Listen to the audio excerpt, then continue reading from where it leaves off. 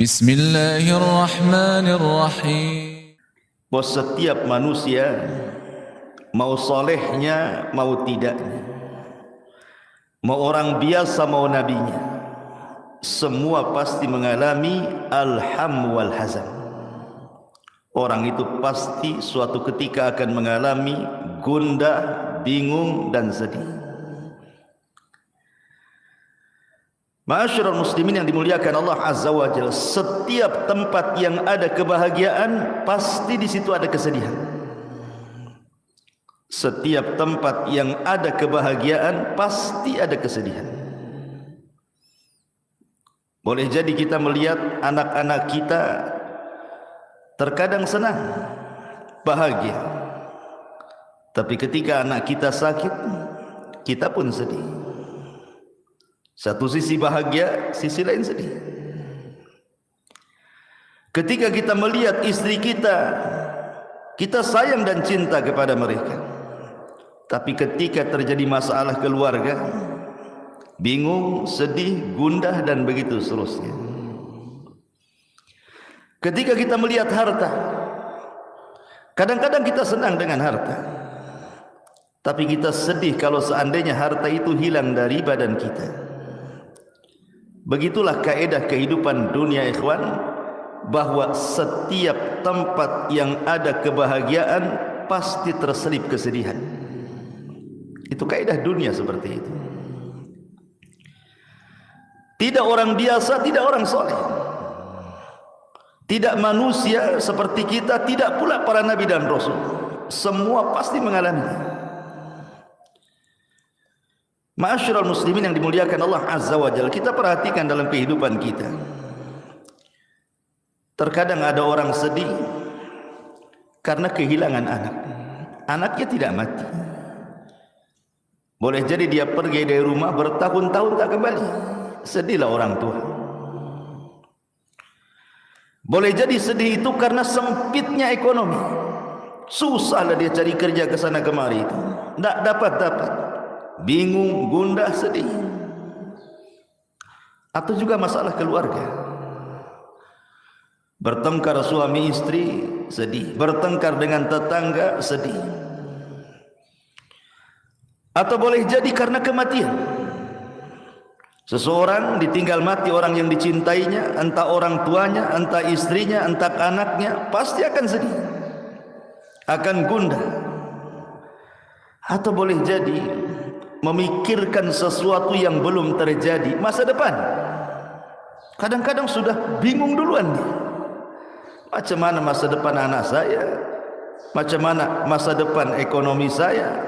Apakah hutang-hutang ini bisa saya lunasi atau tidak? Stres dia. Itulah penyebab kesedihan. Atau kadang-kadang sakit. Orang sakit itu jauh lebih sedih, lebih galau ya dibandingkan orang sehat. Atau boleh jadi seseorang menghendaki sesuatu tetapi tidak tercapai pula sesuatu itu. Sedih juga kadang-kadang. Atau boleh jadi seseorang teringat dengan masa lalu. Terkadang sedih juga mengingat masa lalu itu. Atau boleh jadi seseorang itu sedih karena ucapan manusia.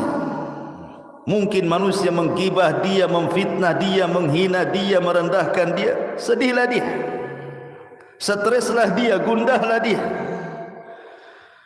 Atau boleh jadi ma'asyiral muslimin yang dimuliakan Allah Azza wa Jalla, kita sedih entah karena sebab apa. Terkadang tanpa sebab tahu-tahu sedih. Ma'asyiral muslimin yang dimuliakan Allah Azza wa Jalla, namanya kebingungan, kegundahan, kesedihan itu masuk dalam semua perkara. Masuk dalam semua perkara. Kita lihat anak-anak, di situ juga dimasuki kesedihan. Lihat istri, dimasuki kesedihan. Lihat harta, dimasuki kesedihan. Lihat kawan, dan begitu seterusnya. Setiap tempat yang di dalamnya ada kebahagiaan terselip kesedihan. Itu sebuah keniscayaan.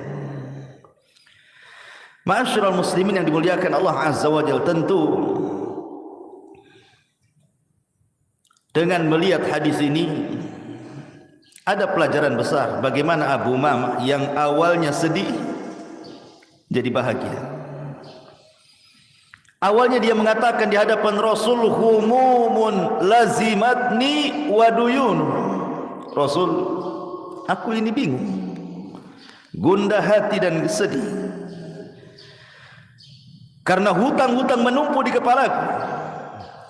Tapi setelah Nabi SAW mengarahkan untuk senantiasa membaca doa tadi, kata Abu Umamah, setelah aku lakukan apa yang disarankan Rasul, apa kata Abu Umamah? Azhaba anni hammi wa qada anni daini.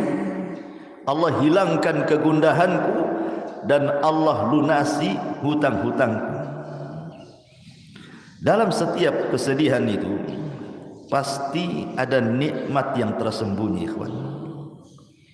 Dalam setiap kegundahan hati itu ada nikmat yang terselubung. Terkadang manusia tidak memikirkannya. Kalau seseorang itu tidak sedih, dia tidak akan merasakan nikmat bahagia. Orang kalau tidak pernah galau, tidak pernah gundah, tidak pernah sedih, tidak akan merasakan nikmat bahagia. Orang kalau tidak pernah sempit kehidupannya, tidak akan pernah merasakan nikmat lapang. Sebagaimana orang yang sakit, kalaulah orang itu tidak pernah sakit, dia tidak pernah merasakan nikmatnya sehat. Coba kalau antum sakit, antum terasa, oh orang sehat itu enak juga. Jangankan itu, sakitnya mungkin tidak seberapa, sakit kepala mamanya kan itu. Tapi sakit kepala, sakit sekali kepala ini. Baru teringat enaknya ketika tidak sakit kepala. Kan itu. Atau kalau orang tidak pernah merasakan kefakiran, dia tidak akan merasakan nikmatnya kaya. Orang kalau belum pernah fakir, dia belum pernah merasakan nikmatnya kaya. Orang yang tidak pernah merasakan buta, dia tidak pernah merasakan nikmatnya melihat. Orang tidak pernah merasakan nikmatnya cahaya kalau tidak pernah hidup dalam kegelapan. Oh, enak juga cahaya ini, karena pernah mengalami kegelapan dia. Berarti taulah nikmat cahaya itu. Sebagaimana orang tidak pernah merasakan nikmat malam kalau tidak pernah berjalan di siang hari, atau mungkin sebaliknya. Begitu juga nikmat taubat. Orang tidak akan pernah merasakan nikmat bertaubat kepada Allah kalau sebelumnya dia tidak maksiat. Ma'asyiral muslimin yang dimuliakan Allah Azza wa Jalla, dan begitu seterusnya. Dalam setiap kesedihan itu pasti di situ ada kebahagiaan. Inna ma'al usri yusra, inna ma'al usri yusra. Setiap kesulitan itu pasti ada kemudahan. Adam alaihi salatu wassalam nikmat terus di sorga. Di sorga itu tidak ada kecuali kenikmatan. Allah uji dengan memakan buah larangan. Akhirnya Adam diturunkan ke bumi. Sedihlah Adam, baru tahu dia nikmatnya sorga. Itu Nabi. Nabi Musa alaihi salatu wassalam, ketika dia membunuh seseorang dari Bani Israel, takut dia. Akhirnya dia pun lari dari Mesir ke Madian. Kemudian di Madian dia mendapatkan ketenangan, bisa menikah, punya anak, kemudian pulang dijadikan nabi dan rasul. Berawal dari kesedihan, berakhir dengan kebahagiaan, diangkat jadi nabi dan rasul. Ayub alaihi salatu wassalam kurang apa? Tidak ada satupun nabi yang diberikan ujian seberat Ayub. Tidak ada. Tidak ada manusia satupun yang diuji seberat Ayub alaihi salatu wassalam sejak Adam sampai hari ini, bahkan sampai kiamat. Diuji hartanya habis, anak-anaknya mati, ditimpakan penyakit, dijauhi manusia, dibicarakan manusia, tapi Ayub tidak pernah mengeluh. Dia bersabar dan mengharap pahala Allah Azza wa Jalla. Allah ganti kesedihan dengan kebahagiaan.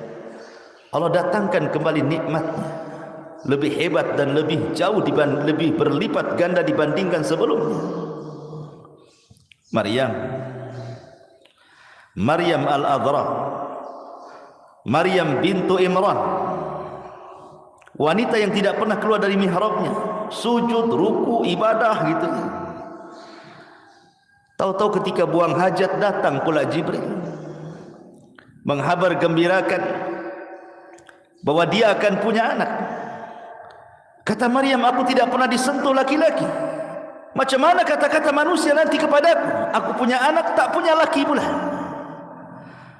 Akhirnya kemudian Maryam pun difitnah macam-macam. Sampai hari ini orang-orang Yahudi menganggap Maryam itu wanita pezina dan Isa itu anak zina.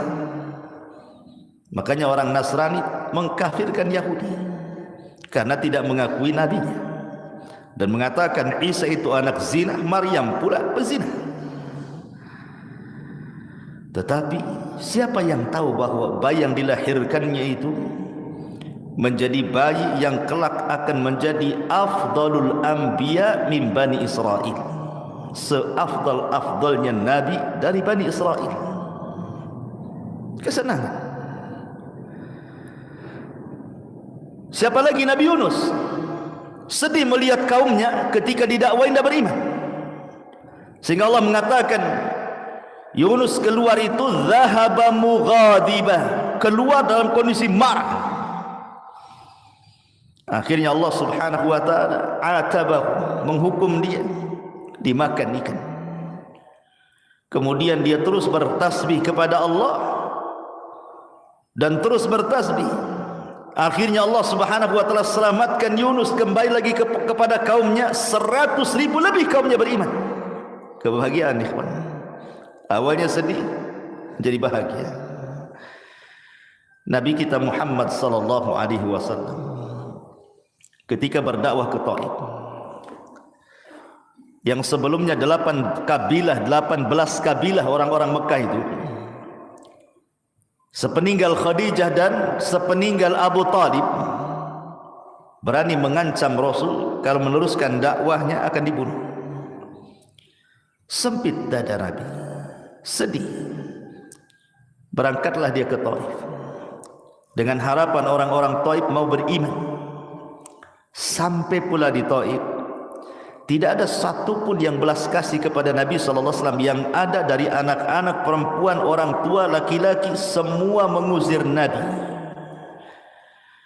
Bukan hanya mengusir, bukan hanya disuruh pulang gitu saja, dilempari batu, dicaci maki, anak-anak daro duri untuk menyakiti Nabi, sehingga Rasul harus lari 1 mil bersama Zaid ibn Harithah. Nabi hanya mengatakan, Allahumma ilaika ashku dha'fa quwwati. Ya Allah, aku hanya bisa mengadukan kelemahanku kepadamu.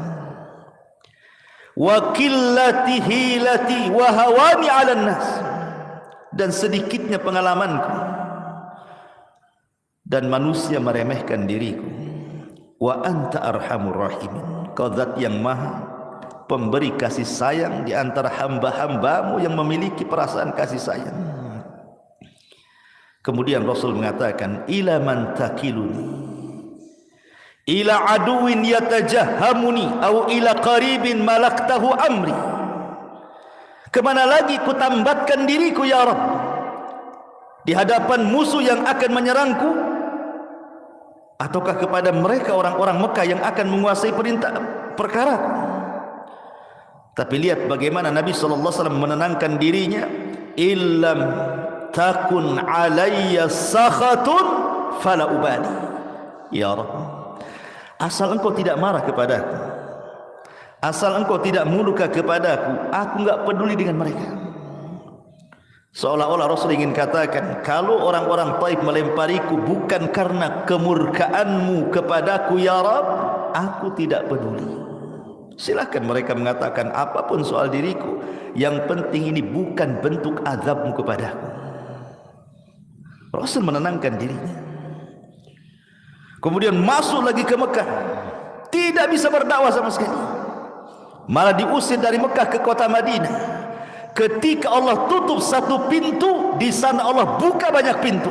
Masuk ke kota Madinah, Islam tersebar, dan Rasul pulang ke Mekah, akhirnya membebaskan kota Mekah. Inna ma'al usri yusra.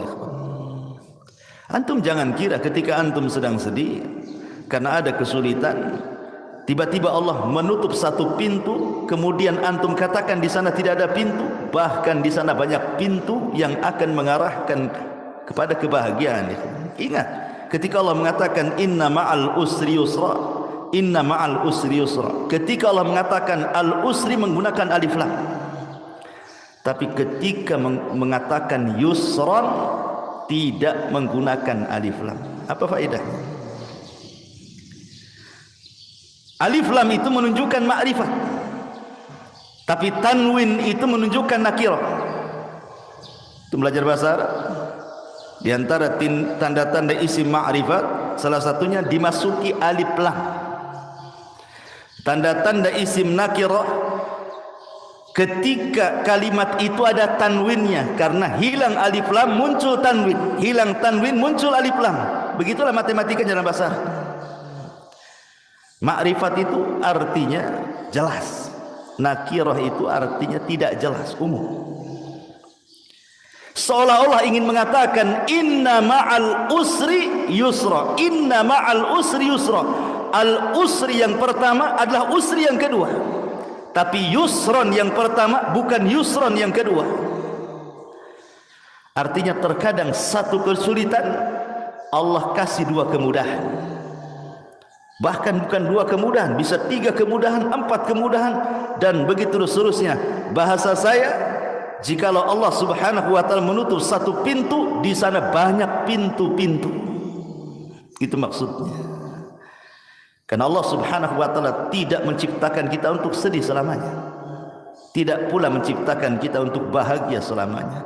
Di sana ada bahagia, di sana ada sedih. Begitulah kehidupan manusia. Ma'asyiral muslimin yang dimuliakan Allah subhanahu wa ta'ala. Bahkan orang-orang yang kita anggap mereka sedih di mata kita, tapi sebenarnya mereka bahagia di mata Allah subhanahu wa ta'ala. Wala tahsabanna alladhina qutilu wala tahsabanna alladhina qutilu fi sabilillahi amwata bal ahya 'inda rabbihim yurzaqun. Jangan kau sangka orang-orang yang mati di jalan Allah mereka itu mati, tidak, mereka hidup dan mereka mendapatkan rizki di hadapan Allah azza wa jalla. Itu kan di antara zahir yang kita tampak, dia meninggalkan, kasihan dia meninggal. Kenapa dia tidak hidup saja? Di mata kita mungkin kita sedih. Salah, dia sedang mendapatkan kebahagiaan. Belum tentu zahirnya sedih, hakikatnya dia sedih, tidak. Terkadang zahirnya saja kita nampak orang sedih, ternyata dia orang yang paling bahagia. Betapa banyak ikhwatu fiddin yang kita anggap orang itu bahagia, dia pula orang yang paling sedih. Lihat orang kaya, kita sangka mereka senang, rupanya banyak orang-orang kaya itu yang sedih. Bahkan orang miskin lebih bahagia dibandingkan orang kaya. Ma'asyiral muslimin yang dimuliakan Allah azza wa jalla. Oleh karena itulah maka, karena kesedihan sebuah kepastian, gundah hati sebuah kepastian, hadapi saja. Terkadang ada orang yang belum bisa move on dalam bahasa kita, ya, belum bisa melupakan, sehingga sedih dalam hidupnya. Contoh, orang yang terbiasa dengan harta, orang yang terbiasa dengan harta, tiba-tiba hartanya hilang, dia merasa saja bahwa dia masih kaya, petantang petenteng, padahal udah miskin. Kan itu. Orang yang dulunya mungkin mantan jenderal, ketika dia jadi jenderal, gaya, bisa nunjuk orang. Ketika purnawirawan, sudah nggak dihormati orang lagi. Tapi dia merasa masih jenderal juga, karena pernah jadi jenderal masalahnya kan. Karena ada orang kayak gitu, merasa masih jadi polisi padahal sudah purnawirawan kan. Gayanya jadi RT kayak polisi dia. Ada tuh. Dia belum bisa move on. Kalau nikmat itu sudah nggak ada sebenarnya. Atau orang kalau terbiasa, contoh saja, orang terbiasa kemana-mana punya mobil kan gitu. Hilang mobilnya, perasaan masih ada aja nengok itu, padahal udah nggak ada. Gitu ya. Ada orang-orang yang belum bisa melupakan masalah. Orang yang dulunya pernah jadi manajer perusahaan, tidak lagi jadi manajer, masuk ke masyarakat, kayak manajer aja nunjuk-nunjuk orang aja tuh. Ada orang kayak gitu, kawan. Perasaan dia itu masih jadi manajer. Begitulah manusia. Orang kalau terbiasa jadi pejabat, jadi pemimpin, jadi presiden, ketika sudah tidak menjabat, masih seolah-olah dia itu punya jabatan. Ada orang seperti itu. Karena dia belum terbuka, belum bisa menghadapi kenyataan bahasa kitanya ya. Padahal manusia itu akan diputar, watilkal ayyam nudawiluha bainan nas. Hari-hari itu berputar. Kadang sedih, kadang senang, kadang sempit, kadang bahagia, kadang berkumpul, kadang berpisah, kadang mati, kadang hidup, dan begitu seterusnya manusia itu. Tidak lepas dari perkara-perkara seperti ini. Dari sini ma'asyiral muslimin yang dimuliakan Allah Azza wa Jalla, yang ingin saya jelaskan, bahwa terkadang Allah Subhanahu wa taala memberikan ujian kepada hamba berupa kesedihan, dan ini azab ataupun ujian yang paling berat. Ujian yang paling berat itu adalah ketika Allah menguji hati. Kalau seandainya yang diuji harta kita hilang dan dia bisa menghadapinya, dia tidak akan sedih. Kalau seandainya kita pernah punya jabatan, kemudian tidak menjabat lagi, dan kita bisa menghadapinya, tidak akan sedih. Sebutkan apa? Tapi kalau Allah sudah menguji hati, ikhwan, sekalipun jabatannya tidak hilang, hartanya tidak hilang, keluarganya tidak hilang, perasaan itu semua nggak ada di mata dia. Kalau sedih, contoh, ada orang kaya raya, sak kaya-kayanya, anggaplah dunia itu milik dia. Tiba-tiba dia sakit, terbaring, stroke, diem aja di kasur dia. Satu lemari pakaian bagus dipakai dia? Tidak. Mobil yang mantap itu kan, yang berserak-serak di parkiran dia, nggak bisa juga dia nyetir, sakit, stroke, cemana. Rumah yang megah, ada tamannya, macam-macamnya, nggak bisa pula jalan-jalan. Itu baring saja dia kan begitu. Lalu untuk apa dunia bagi dia? Nggak ada faedahnya dunia coba. Kalau sudah sakit plak gitu ya kan, apa yang dinikmati dia? Istri yang cantik tidak bisa digauli dia sakit stroke, gerak pun tidak bisa. Apa yang bisa dihadapi orang sakit? Padahal jelas-jelas dunia itu dipegang dia, perusahaan dipegang dia, anak buah dipegang dia, stroke, ngomong pun tidak bisa. Namrud, tahu Namrud? Tahu? Kapan kenalan? Namrud. Ya. Namrud satu di antara 4 raja dunia. Sombongnya dia mengatakan di hadapan Ibrahim, ana uhyi wa umit. Saya bisa mematikan, saya bisa menghidupkan, katanya. Keluarkan 2 orang dari penjara. Satu dibunuh, satu dibebaskan. Ana uhyi wa umit. Saya bisa menghidupkan, saya bisa mematikan. Yang satu dibunuh nih, saya hidupkan yang satu. Pergi. Ibrahim tidak membalas.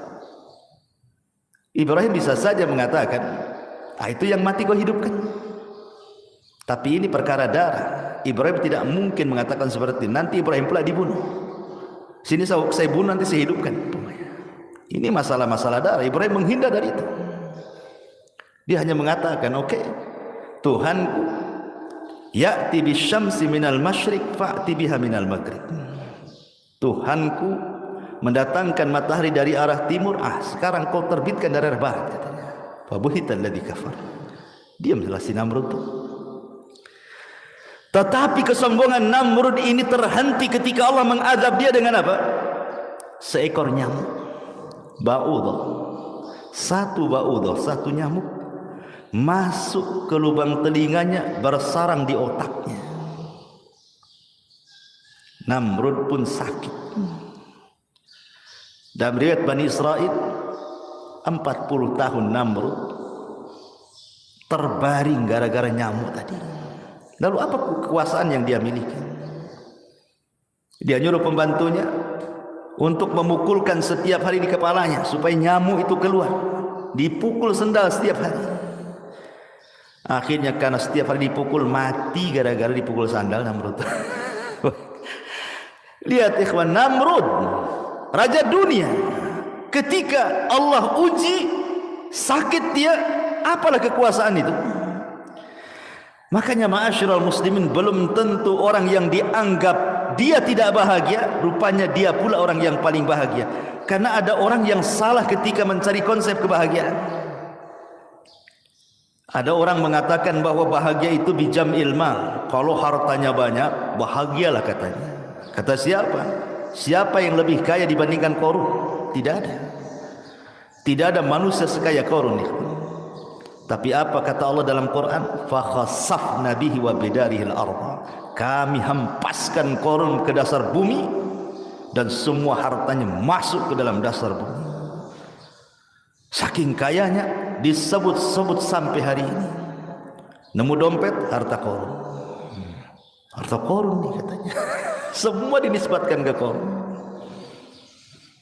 Lihat. Untuk apa kaya? Bahagia Qarun? Tidak, diazab oleh Allah.